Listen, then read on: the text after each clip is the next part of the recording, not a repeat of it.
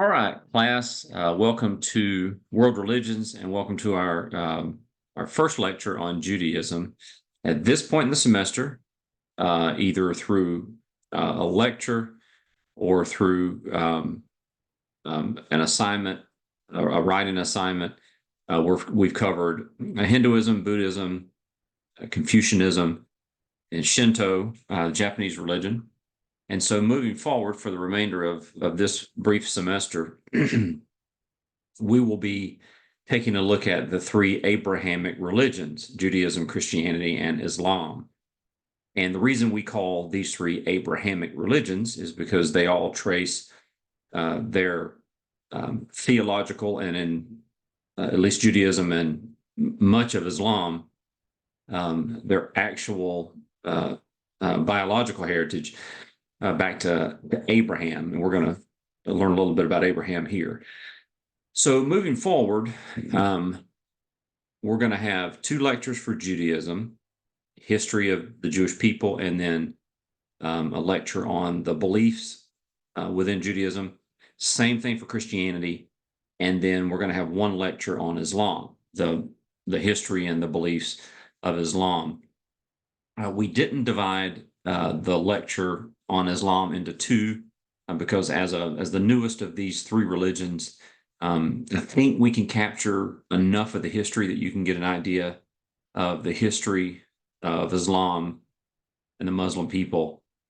Even though you probably dedicate an entire semester to Islamic history, what we're trying to do is just capture the portions of the history that affect the faith. And so I think we can get that in one lecture, combining it with the beliefs of Islam. So two lectures for Judaism, two for Christianity, one for Islam. So let's see if I can advance the slide. Get going here. Here we go. All right. So this will be our outline. Sorry, I've got my notes in front of me. This will be our outline for this course, or for this lecture. We're going to talk about key terms and concepts, history from Abraham to modern Israel, talk about the Holocaust a little bit, and then we'll look at Temple Judaism and post-Temple or Rabbinic Judaism. Here's some key concepts that you need to know. Jewish refers to either or both a religion and an ethnic identity. And I'll give you a really good example of that. Over the years, within the last 7 years, I've worked with two women who describe themselves as Jewish. The first woman, when met her saying I'm Jewish or whatever, doesn't attend religious services, puts a Christmas tree up, celebrates Christmas, that doesn't really seem to have any affinity for the religious aspects of Judaism, but is Jewish in terms of her ethnic identity. And the other woman that I worked with, who's turned to be a very good friend of mine, identifies as both an ethnic and a religious Jew, and her husband is a proselyte, meaning that he's someone who was not born, who is not ethnically a Jew, but chose the Jewish religion and went through all the steps to become a Jew. And so she identifies both ethnically and religiously as a Jew, celebrates all the festivals. We're going to talk about some of that. And, her husband's not even ethnic, but is a religious Jew. So Jewish, the term Jewish, refers to either a religious term or an ethnic identity. We're going to use the term Tanakh. That is the Jewish term for their primary sacred text. If you are a Christian or you're familiar with Christianity, you may refer to this as the Old Testament. Well, it's not old. It's not former for Jews. It's their primary sacred text, and they call it the Tanakh. We use the term Bible or book from the Greek term biblios. And the same 39 books that are included in the Christian Old Testament are what make up the Jewish Tanakh. Written primarily in Hebrew. There are some portions of some books that are written in Aramaic, but primarily in Hebrew. Most Old Testament scholars believe that the first book written was the book of Job, and then the first 5 books of the Tanakh is believed to have been written by Moses, and it's referred to as the Torah, which means law, or the Pentateuch. Penta means 5, tukos means law in Greek, so Pentateuch. So the Torah or the Pentateuch is the first 5 books. The Ketuvim are the writings. This is Psalms, Proverbs, historical writings. The Nevi'im, the prophets, major and minor prophets. You need to understand monotheism. Now, we haven't really discussed monotheism in this course until now.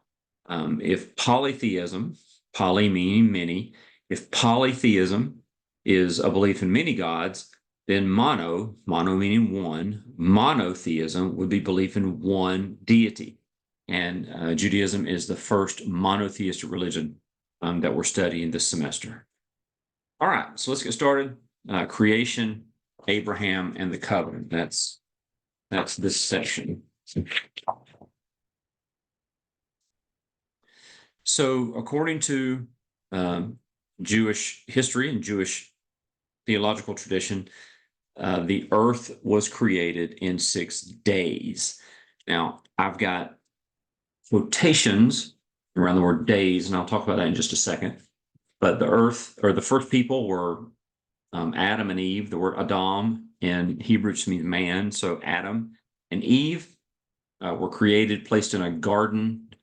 Because of their disobedience, they were expelled from the garden, according to a Jewish tradition. So the reason I put a quotation around 6 days is in the first book of the Tanakh, we call it Genesis. Christians call it Genesis. The Hebrew word for day is yom. The English transliteration would be Y-O-M, yom. And so if you think about English, if I said to you, hey, I'm going to the store on this day, then I would be talking about a specific 24-hour period, a specific day on the calendar, right? I'm going to the store this day, or I'm going to the store today, right? That would be a very specific time. But if I were to say to you, back in my day, we did things differently. Well, I'm not talking about a specific day.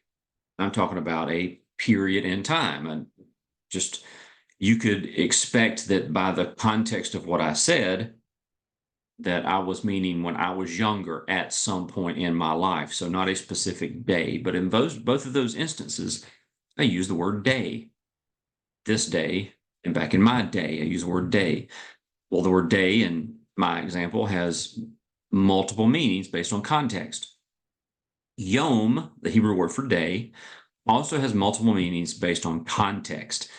It can mean a day, as in a 24-hour period, or it can mean a period of time.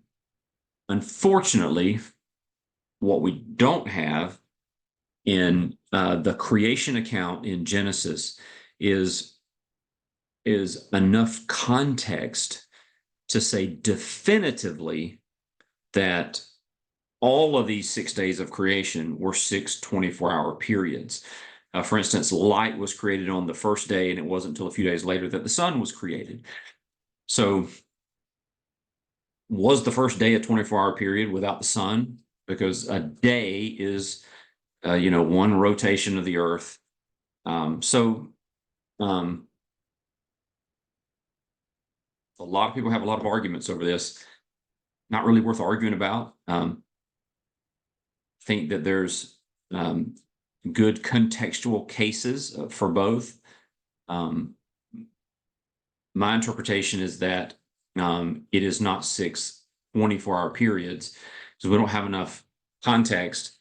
And when you look at cosmology, now the last lecture in this course will be theistic cosmology. And when we talk about theistic cosmology, I'll go much more in depth. But I just don't think you can take even a minor view of cosmology and come up with the creation of the universe being 6 literal days. Also, don't think you should be excluded from your religion if you think it is 6 literal days. It's just a matter of interpretation. But I thought that would be an interesting thing for you guys to hear, that there is some dispute over what the word day means. Some people take it to mean 24 hours. Some take it to mean periods of time. So Abraham is the patriarch. That would be the sort of the chief progenitor of the Jewish people in Judaism, and he lived sometime between 1900 and 1700 BCE. Originally named Abraham, or originally named Abram, Abraham was called by God to leave his country for a new promised land. God entered into a covenant with Abram, and changed his name. It's interesting.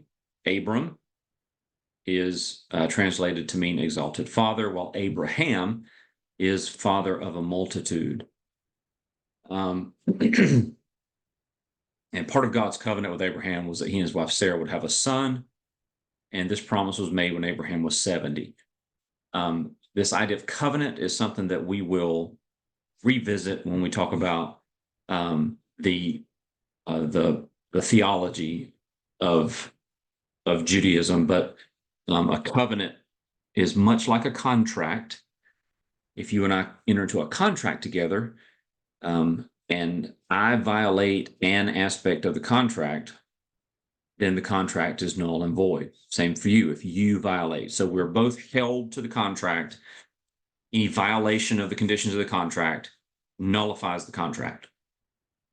From a theological perspective, a covenant, and we'll talk a little bit about how God entered into the covenant with Abraham, but in a covenant, you have conditions very similar to a contract, except in the covenant that God makes with Abraham, God is the one that both set the conditions, and God enters into the covenant and says the covenant is forever. So even if Abraham disobeys, or Abraham's people disobey, they're never out of covenant with God, because the covenant lasts forever. So God is upholding the covenant by his own righteousness, and not the righteousness or the ability of whomever he's in covenant with. He's not relying on their ability to be perfect to stay in the covenant. Everyone stays in the covenant because of God's integrity and God's righteousness. We'll talk a little bit more about it. We'll get to the beliefs. So around 16 years after God's promise that Abraham and Sarah would have a child, they both got impatient because Abraham's getting old. And so Sarah says, hey, why don't you sleep with my slave Hagar? And he did that. And then a son was born, Ishmael was born, and Arabs consider Ishmael to be their patriarch after Abraham. So genealogically, because we'll talk about Abraham and Sarah's son, other son, in just a minute. So biologically, Arabs and Jews are cousins. Both go back to Abraham. But when Abraham was 100, Sarah was 90, she became pregnant, gave birth to Isaac.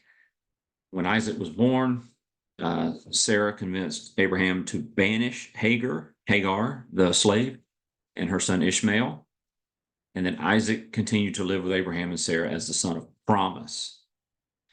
And theologically, that means a lot from a Jewish perspective, because God promised Abraham and Sarah a son. He said, I promise you, because of the covenant, it's tied to a promise. Promise was that you'll have a son and you'll have many descendants. So the promised son was a son from a Jewish perspective. The promised son was a son between Abraham and Sarah. Abraham sleeps with Hagar. She has a son. That is not, from a Jewish perspective, the son of the promise, even though according to the Tanakh, God tells Hagar that she would bless Ishmael and he would be a great nation. From a Jewish perspective, Ishmael was not the son of promise, not the son that the covenant would be fulfilled through. That was Isaac. So that's why from there, the Tanakh follows the people born of Abraham, Isaac, Jacob. You see that the next bullet point there. Isaac married, had two sons, Jacob and Esau. Jacob was the son of promise. There was a son promised. Jacob was the son of promise. Jacob and Esau. Jacob married. Jacob had 12 sons. And so if you ever hear the phrase, the 12 tribes of Israel, that's what this is. Jacob's name was changed from Jacob to Israel. The word Israel means struggle with God. There are a few words for God in Hebrew. El is one of the names of God.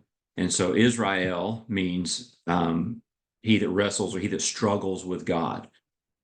So Jacob, or Israel, had 12 sons. Those are the 12 tribes of Israel. Here's a map, kind of show where Abraham lived. You can see here in the middle of the map here, the Arabian Peninsula. That's modern Saudi Arabia. You can see over to the left, the Red Sea, Sinai, Egypt. This area, Mesopotamia, is the area where Abraham lived. This is where the Jewish nation was born, on the Sinai, on the Arabian Peninsula. All right, so Joseph, who was one of those 12 sons of Israel, was his dad's sort of favorite. He was the youngest. We have 5 kids. My wife and I have 5 kids, and even though we have affection for all of our kids, our youngest is still with us, and there's just something about him being the last one and the youngest that I think the kid gets away with murder sometimes. But he's a good kid. So Joseph was the youngest of 12. Brothers didn't like the fact that he was so favored, and so they captured him, sold him into slavery. He ends up in Egypt, but through a course of events, a series of events, Joseph actually becomes the second in command under the king of Egypt, the Pharaoh of Egypt, sort of the prime minister of Egypt. Famine happens in the region, and so Israel, or Jacob, and his 11 sons and their wives and families, they come to Egypt because when Joseph was the prime minister of Egypt, the reason he was in that position was because he had a vision, or he interpreted a dream that said that there would be famine. And so Pharaoh put him in charge of making sure that there were enough food stores for the coming famine. And so people from all over the region would come to Egypt for food. And so Jacob, or Israel, and his 11 sons and their daughters, or their wives, they came to Egypt looking for food. And so the person they had to come to for the food was Joseph. They didn't recognize him because everybody thought he was dead, or the brothers knew that he had been sold into slavery. Jacob thought he was dead. Eventually he reveals himself to his family. He moves his family to Egypt. They're all reunited. Joseph died. He's buried in a tomb, and then 400 years pass. So if you're reading the Tanakh and you get to the last word of Genesis, the next book is the book of Exodus. So Genesis, Exodus, Leviticus. The last word of Genesis to the first word of Exodus, there's a 400-year period where we don't have any record, but we know, because of the content of Exodus, what happened was that because Jacob and all of his sons and his family moved to Egypt, they had so many kids and were becoming so numerous that the Egyptians enslaved them. And so here they are, enslaved. They're becoming so many that the king of Egypt, Pharaoh, decides that to control the population, that all the newborn males who are born to Jewish families are to be killed. And so they begin this process of infanticide. Moses was a baby. You've probably heard of Moses. Moses was a baby. His mother put him in a basket in the river, sent him floating down the river, and he ended up being seen by Pharaoh's daughter. Pharaoh's daughter was bathing in the river, in the Nile River. She sees this baby. It's like, oh, there's a baby. Bring it to me. She takes Moses into her home and raises Moses as her own. The entire time, though, he is aware of his heritage, that he is not Egyptian, but that he is Jewish. And when he's a young adult, he sees an Egyptian who is harming a Jewish slave, and he kills the Egyptian. He's afraid he's going to be found out, so he escapes to the desert. And after 40 years of hanging out in the desert, he finds a wife, finds a family. He's tending sheep. And while he's out tending sheep, he discovers a bush that was burning, but not being consumed. So he's out tending sheep. But his father-in-law, he hasn't been in Egypt for 40 years. He's just kind of wandering out in the desert with his family, these sort of nomadic people. And he's with the sheep, and he sees a fire, walks up to the fire where a bush is burning, but the bush is not burning up. And so according to the book of Exodus, God spoke to Moses and identified himself as I am. He tells Moses, hey, I want you to go do this. I want you to go be the person that leads my people out of slavery in Egypt. And so because Egypt was polytheistic, Abraham says, okay, who should I say sent me? What is your name? What's the name of the deity that is sending me? And the name that the voice outside of the voice came out of the burning bush says, tell Pharaoh, I am. Now the Greek rendering of that, because there is a Greek version. So I told you that the Tanakh was written in Hebrew. Well, several, a couple thousand years ago, because Greek was the primary language of the known world, really, outside of Asia, outside of like Chinese, not Turkey, not modern day Turkey, but like, the Far East. Greek was the language of trade. And so Jewish people translated the Tanakh from Hebrew into Greek.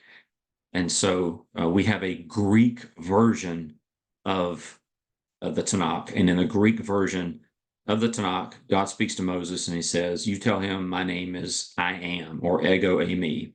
Ego eimi is the Greek rendering of that. I myself am. So I am appointed Moses to be the leader of the Jews and commanded him to confront Pharaoh for their release. That's what Moses does. He goes and he says, hey, let my people go. And Pharaoh doesn't. And so every time Pharaoh either doesn't or says he will, but doesn't, God sends a plague on the Egyptians. And we're not going to get into it here. It'd be a good study for you on your own. But each plague that God sends to the Egyptians corresponds to the power or identity of an Egyptian deity. So essentially, throughout this process of Moses trying to get the freedom for his people, at the same time, according to the Jewish story, ego eimi, I am. Yahweh is another way to say that.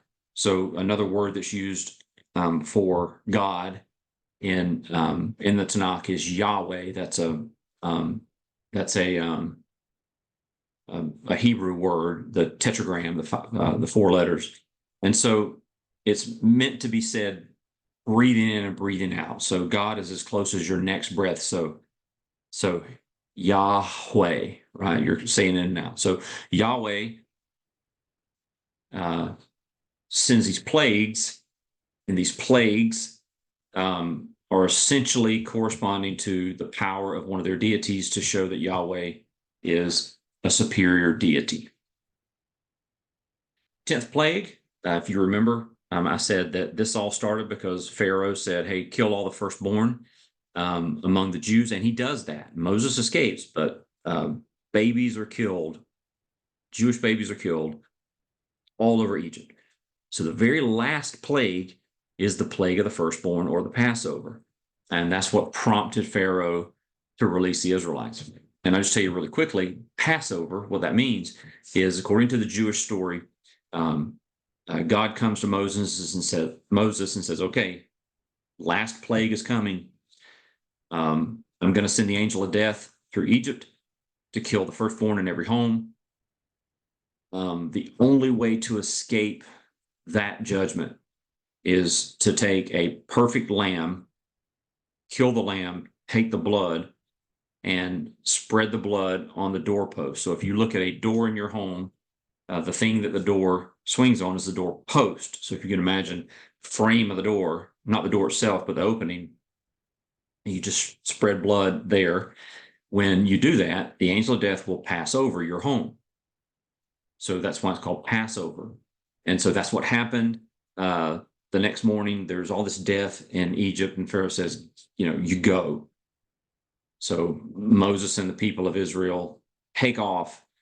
Pharaoh pursues them into the desert. God parts the Red Sea. If you've heard that story before, Israelites cross on dry ground. When the Egyptians pursued, God released the water and destroyed Pharaoh's army. And that's where God led Moses to Mount Sinai, gave them the law, 613 laws, which make up the religious and the civil law for ancient Judaism. It's contained in the Tanakh, in the books of Exodus, Leviticus, Numbers, and Deuteronomy. Eventually, Moses died. The nation was led by Joshua, and then the people began defeating the inhabitants of the land. When I say the inhabitants of the land, it's the geographic place where the modern nation of Israel is today. That is the same land with varying borders, right? The borders change, but not significantly. But the people began moving into that land around 1250 BCE. And here is what happens after. So you've got in the top left corner, you see where they started. They left and they crossed the Red Sea, ended up on the Sinai Peninsula, all the way to Mount Horeb or Mount Sinai. Mount Sinai is where they received the law, and eventually they pass over into the land 40 years later. All right, moving on from there. So you have this ancient history where they move into the land, and then now you move into a period we're going to call kingdom exile and diaspora. So for the first part of the history of the nation of Israel, there was no king. They were ruled by a series of judges and prophets. But eventually the people wanted a king, just like the other nations had. So God directed the prophet Samuel to appoint a man named Saul to be their king. He was eventually replaced by David. David is the one who wrote most of the Psalms. Jerusalem was established as the nation's capital in 1003 BCE. In 930 BCE, the land is divided into two kingdoms. So the nation of Israel actually becomes two different nations, Judah and Israel. And if you read through the books of the Tanakh that discuss the history, this history that we're covering right now, in your Christian Bible, your Old Testament, the books of 1st, 2nd Kings, 1st, 2nd Chronicles, you see there's a division between Judah and Israel really early on, and it becomes a formal division with a civil war in 930 BCE. Eventually, in 720, the Assyrians conquered Israel, took them from the land. Then you had the Babylonian Empire. They conquered Judah, destroyed the temple. The temple was in Israel. Judah. So Jerusalem was in Judah. That's where the temple was. They destroyed the temple, exiled the people from the land again. But in 538, they come back to the land, begin to rebuild the temple. In 332, they were conquered by Alexander the Great. Eventually, there was a revolt. We call it the Maccabean revolt. And there was this, we call it the Hasmonean dynasty, the Hasmonean rule, where there was a kingdom who sort of lived outside of the great empires, but eventually Rome takes control of Israel. The Roman Empire takes control of Israel and places it in their province of Syria. So the Romans didn't really refer to it as Israel. They referred to it as Syria. They might give a city name, Jerusalem or Samaria or something like that, but it was within their province of Syria. But you've had the temple was destroyed in 20 BCE. Herod, who you read about in the Bible, in the New Testament, begins rebuilding the temple. And then around either 4 or 3 BCE, Jesus is born. In 66 CE, the Jews revolt against the Romans. And then in 70 CE, the Romans answer the revolt by sacking Jerusalem, destroying the temple, and then they make the people leave the region. We call that the diaspora. So this is an important event in the life of the nation of Israel that's important for us today. Because if you were to take a trip to Jerusalem today, there's this huge ancient block wall. It's called the Western Wall. And you'll see Orthodox Jews praying at the Western Wall. Well, that Western Wall is the last remaining portion of the Jewish temple. And so it's a holy site for Jews because they don't have a temple. This is it. And so they're exiled from the land. Not all of them. It's not like 100% of the Jews were forced to leave the land, but most of the Jews were forced to leave the land. They went different places, ended up in Russia, ended up in Iraq, all these different countries, Europe. And so in 636, that's when Arab Muslims really began moving into the land of Israel. All right, moving into the modern history. So they were, let's just go back, 70 CE, that's in the year 70. They were forced to leave the land, and they don't really start coming back until 1860. They began building neighborhoods and migrating in the early part of the 20th century. 1897, a Zionist Congress. Now, Zionist isn't a negative word. Zionist just means someone who believes that the ancient land of Israel is the homeland for the Jewish people. And so people who want to be back in Israel are referred to as Zionist. In 1909, the city of Tel Aviv is founded, which is the capital of Israel, believe it or not. It's not Jerusalem. Jerusalem is the symbolic capital, but Tel Aviv is the official capital. So this is where some of your interest in world history may start to kick in. But if you remember World War I, the Ottoman Empire fell as a result of the end of World War I. British take control of this area that was called Palestine now. And the British pledged to rebuild a Jewish home in ancient Israel at the end of World War I. Well, then World War II breaks out, and you have the Holocaust. 6 million Jewish people are killed. As a result of that, at the end of World War II, the UN was created.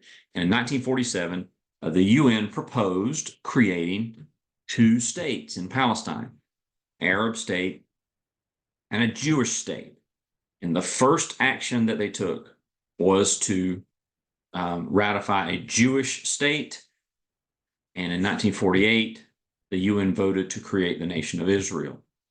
And because there's been almost war, through the 40s and the 60s, and then 90s, you had some conflict. And obviously, today it's 2024, significant conflict over there. There was never a vote to create an Arab state, and so we'll see how that winds up. But 1948, the modern nation of Israel was created again after being essentially destroyed in the year 70.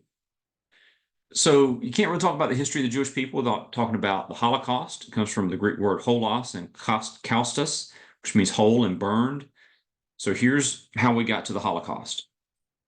1918, Germany loses World War I. Hitler writes Mein Kampf and wants to exterminate Jews. 1933, he's declared the Führer, or the supreme ruler, and immediately almost begins pursuing this racial purity against handicapped people and Jews and gypsies and Christians. 1933, he begins sending prisoners to Dachau. In 1935, the Nazis passed the Nuremberg laws, which part of that was Jews and Germans couldn't marry. 1938, there was a huge riot in Germany. It's called the Night of Broken Glass because so many shop owners' windows were broken, Jewish shop owners. 100 Jews were killed. Thousands of Jews were arrested in that riot. So in 1939, they began making more aggressive inroads into getting rid of people that they considered impure. Around 70,000 disabled or handicapped Germans were killed. And by 1945, around 275,000 handicapped people who were labeled handicapped, whatever that meant for the Nazis, had been euthanized. In June of 1941, the Nazis invade Soviet Union. They create a mobile killing unit called the Inats Group.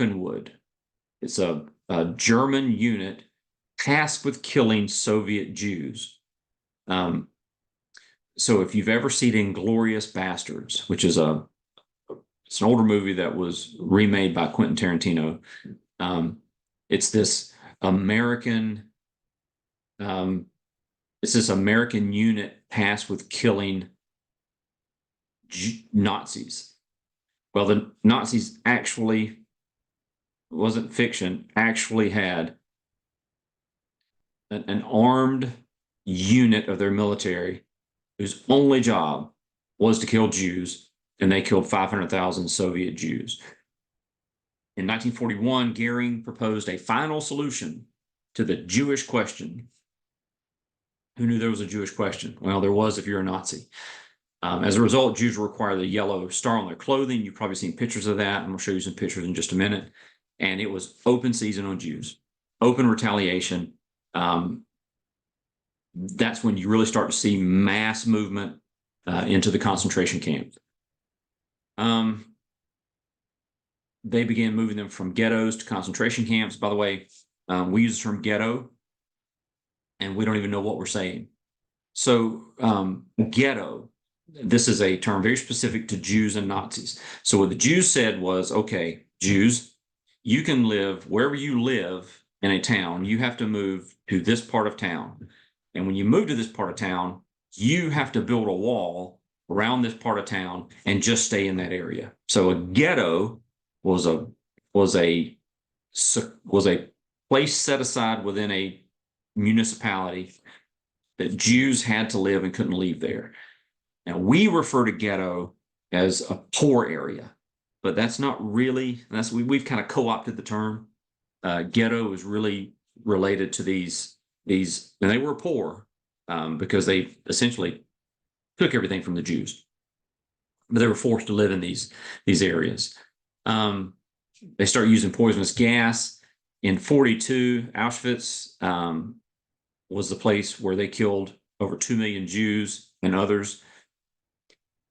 And in 1945, Hitler issues his last will and testament, and he blames World War II on international Jewry and its helpers. Not him invading Poland, but Jews. It's the Jews. What an idiot. All right, so in 1942 to 1945, Germany killed over 6 million Jews, and then 5 million Christians, homosexuals, gypsies, and handicapped people. So the Holocaust We typically think of the Holocaust as the Nazis killing Jews. Well, it turns out Holocaust was about killing everybody that the Jews thought were inferior to whatever they had in their mind as the superior race, and it ended up being over 11 million people, not including all the people that were killed in World War II. We're talking about people that they exterminated, that they killed because of who they were, not as a course of battle. So 6 million Jews and then 5 million other people. There's Adolf Hitler when he's in prison. There's a copy of Mein Kampf, My Struggle. Here's some, just to let you know that what he was doing in Germany was not a secret to the world. The New York Times reported on a lot of the things that were going on in Germany. Here it is. Hitler takes presidential power. Here's the Nuremberg laws. Berlin works out anti-Jewish rules. This reported in the United States in the New York Times. Right? Here is the Night of Broken Glass in the newspaper. Here's Jews being forced to build ghetto walls. So taking them from their home, taking them to another section of town, and essentially making them slaves to build a wall, to build their own prison walls. That's essentially what they were doing. It's a sad picture. Everybody on the ground that's dead is a family member of this boy, and everybody stopped and posed for this picture before they shot this boy in the head. So this boy is posing for a picture while his family's dead on the ground, and this is the sort of thing that their Jewish killing unit would do. You see the yellow stars as a black and white picture, but see the yellow stars that the Jews had to wear as part of the final solution. Look at, as far as you can see, people. These are all Jews who arrive at Auschwitz. And this picture, I can't get over this picture. And I'll tell you why. This is at the end of the war. This is Jewish prisoners being liberated at the end of World War II. And I want you to look at the woman with her arms out and the smile on her face, and then the woman next to her who's crying. I understand the joy of being liberated, but after going through what they went through, I'm just not sure. I don't know how long it would be before I could smile. And look at this lady just smiling, so happy. Here's another picture. Liberated survivors smiling. Look at the smiles on these faces. These are people in a concentration camp.